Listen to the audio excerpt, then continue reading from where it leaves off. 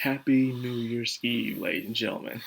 Ah, Today will be the last video of the year, and I decided to finally do a must-watch for an actual anime that came out during fall of 2023. I've been procrastinating. I was doing some Netflix specials and putting it off, but no, there are anime that I really enjoyed that I want other people to watch because I did enjoy them. Some are very great, and some are okay, and some are mad, or some are just so bad, but it's good. This one goes into took me by surprise of how much I enjoyed it. And that anime, of course, you guessed it, is Ragna Crimson.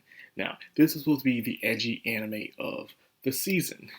The one where it's like revenge and brutally killing people and guts and blood and all that other good stuff is there, but not to the extent you think it is. It's not even a story about revenge in a way, or like preventing something from happening that already did happen.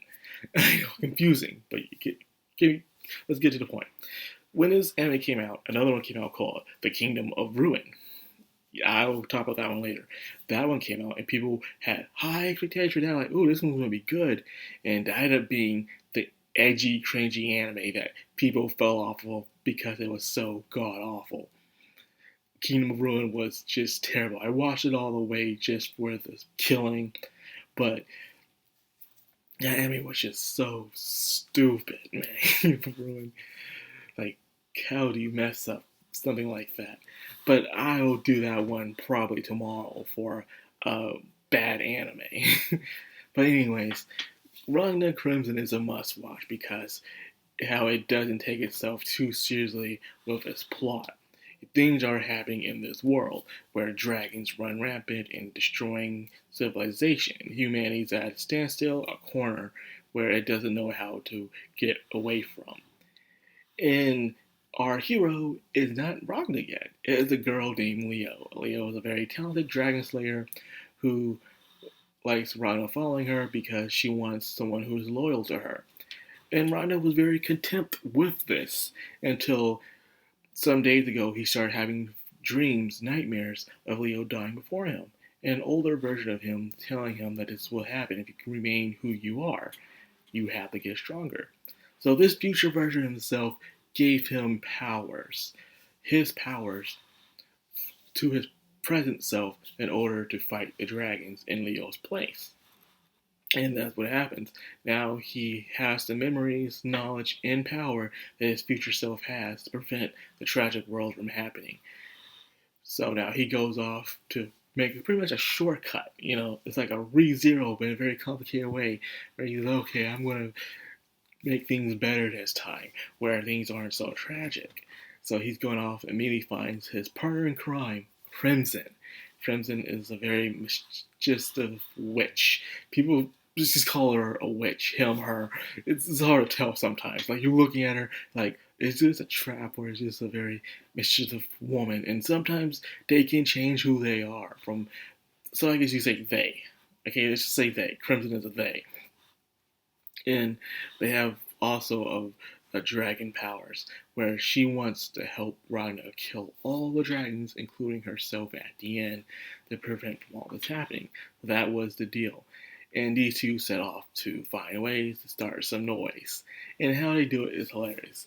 And things get a little bit more interesting, but not too crazy. For instance, the introduction to guns. Yes, in this medieval torn world, there are guns and trucks and stuff. It turns out humanity is one of those stories where humanity was hit so hard that it went back to the medieval times, and that's exactly what happened. Technology was abandoned because no one knew how to operate it.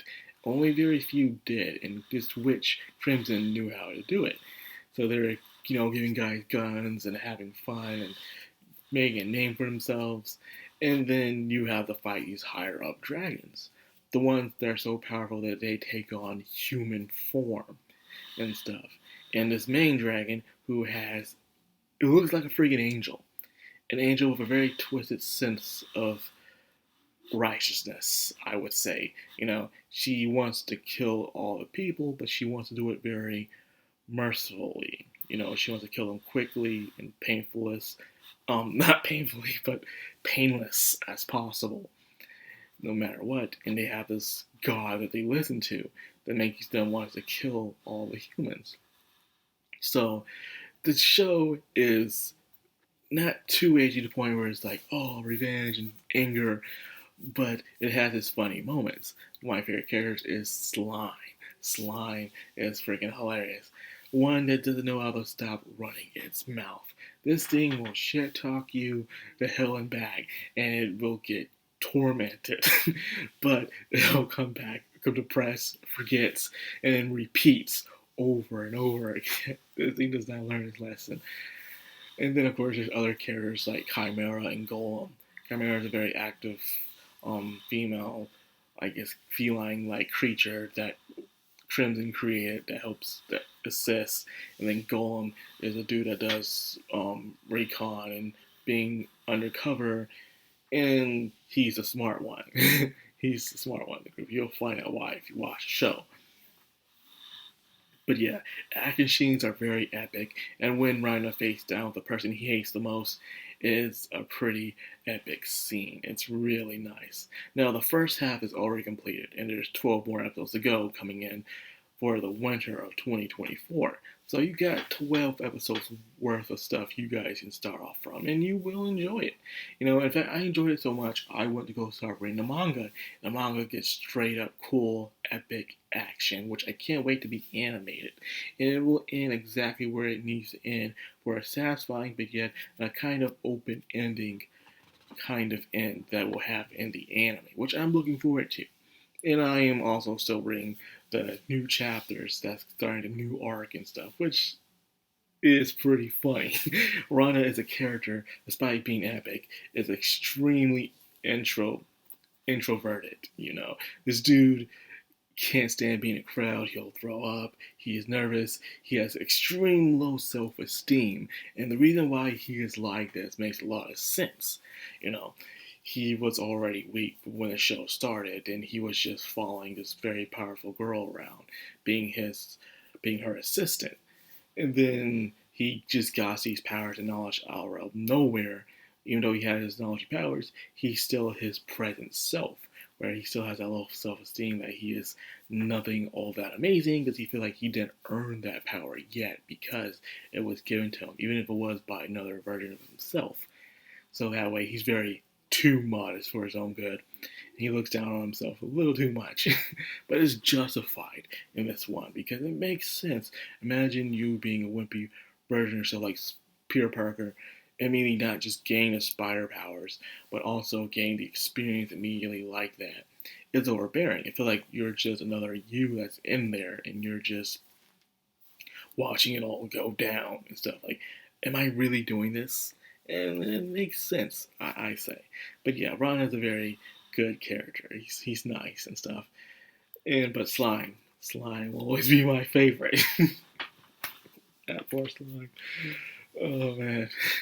But anyways, I'm gonna go before I spoil like a whole bunch of crazy stuff because I want to.